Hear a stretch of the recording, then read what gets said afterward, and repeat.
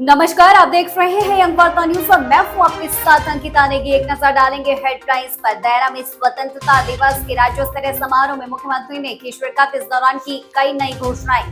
SDM Shillai ने ध्वजारोहण, पल्ली मार्च पास्ट की सलामी। कहा, जवान, किसान, कर्मचारी, मजदूर का देश को ऊंचाई में पहुंचाने में दे योगदान को वे करते हैं नमन। धुंध के आगोश में ढके ऐतिहासिक शहर शिमला में मनाया जिला स्तरीय समारोह। अग्निहोत्री ने हिमालयन रेजिमेंट की मांग। पूर्व मुख्यमंत्री व डॉक्टर राजीव बिंदल ने भाजपा प्रदेश कार्यालय में लहराया तिरंगा। पांवटा में मनाया गया स्वाधीनता दिवस। मार्च पास्ट की एसडीएम चीमा ने ली सलामी।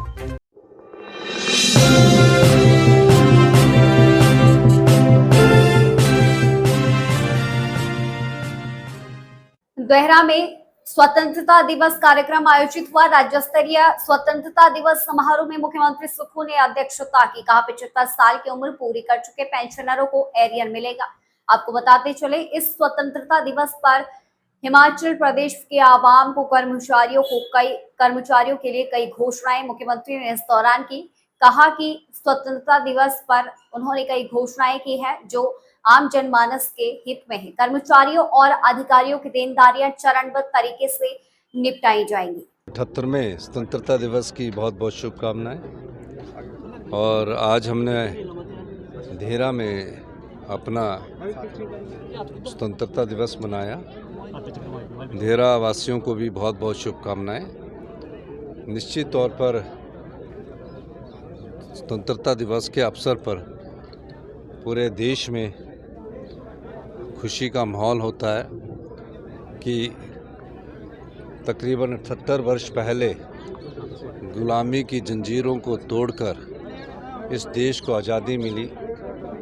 कई महान सपूतों ने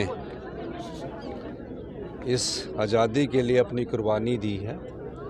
मुझे खुशी है कि पहले परमवीर चक्र विजेता जो देश के बने। उपमंडल पांवटा साहिब में 78वें स्वतंत्रता दिवस की धूम रही। एक और जहां सांस्कृतिक कार्यक्रमों से इस स्वतंत्रता दिवस को खास मनाया गया, तो वहीं एसडीएम चीमा ने संबोधित करते हुए कहा कि आज शहीद स्मारक पर उन सेनानियों को याद किया गया है जिन्होंने देश को आजाद कराने में अपनी जान दे दी। देश को अहित ना हो, वह ही राष्ट्रभक्ति है। हमने अपना संविधान बनाया है, हमने लोकतांत्रिक पद्धति से अपनी सरकार को चुना है। पिछले 75-76 वर्षों में इन सरकारों ने देश को विकासशील देशों में अग्रणीय बनाया है। हमारे विकासात्मक दृष्टिकोण के कारण विश्व की बड़ी बड़ी शक्तियां मानव संसाधन, बौद्धिक क्षमता, हस्तकारी दक्षता एवं यांत्रिक सामर्थ्य के लिए हमारी ओर देखते हैं। उपमंडल प्रशासन शिलाई ने आज 78वां स्वतंत्रता दिवस बड़ी धूमधाम के साथ मनाया। देश के लिए बेटे खोने वाले परिवारों को इस दौरान सम्मानित किया गया। एसडीएम शिलाई सुरेंद्र मोहन ने इस दौरान इस कार्यक्रम में बतौर मुख्य अतिथि शिरकत की।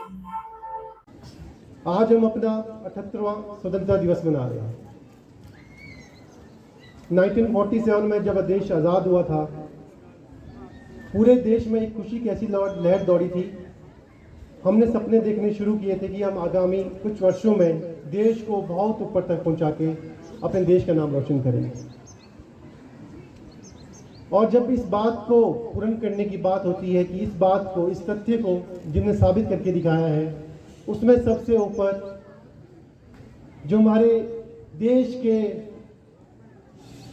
जवान हैं, देश के बॉर्डर पर खड़े होकर देश की रक्षा के लिए हमेशा तत्पर है, उन सब ने सर्वप्रथम इस तथ्य।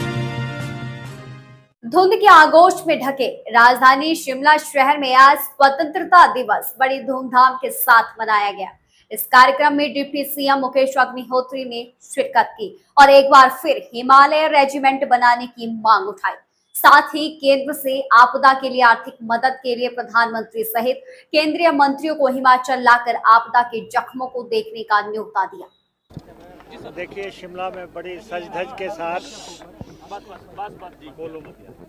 शिमला में आज बड़ी सज-धज के साथ बड़ी धूमधाम से सेलिब्रेशंस हुई हैं। आपने देखा और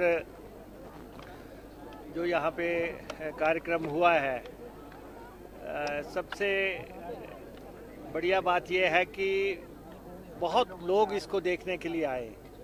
आजकल हम देख रहे हैं कि जो डिस्ट्रिक्ट हेडक्वार्टर्स पे प्रोग्राम होते हैं, वहाँ पे लोगों की शमूलियत जो है कम होती है, लेकिन यहाँ बहुत दुनिया आई देखने के लिए।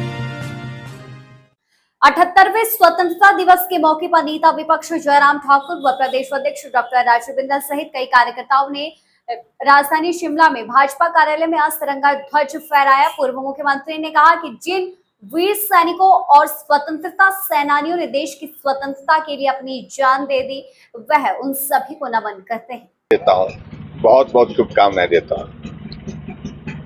प्रधानमंत्री नरेंद्र मोदी जी ने आज अपने विजन को अपने भाषण के माध्यम से पूरी देश के सामने रखा है, और जिसमें प्रमुख रूप से उनने जिक्र किया है कि आज देश की आवश्यकता है वन नेशन वन इलेक्शन। और जहां इस बात का जिक्र करने के बाद उनने यूनिफॉर्म सिविल कोड का भी जिक्र किया, और वहां उस बात के लिए भी प्रधानमंत्री जी ने आह्वान किया कि सभी राजनीतिक दल मिलकर के एक वातावरण बनाए देश के अंदर वन नेशन वन इलेक्शन के लिए। आज के लिए बड़ी खबरों में इतना ही। अभी के लिए इजाजत, नमस्कार।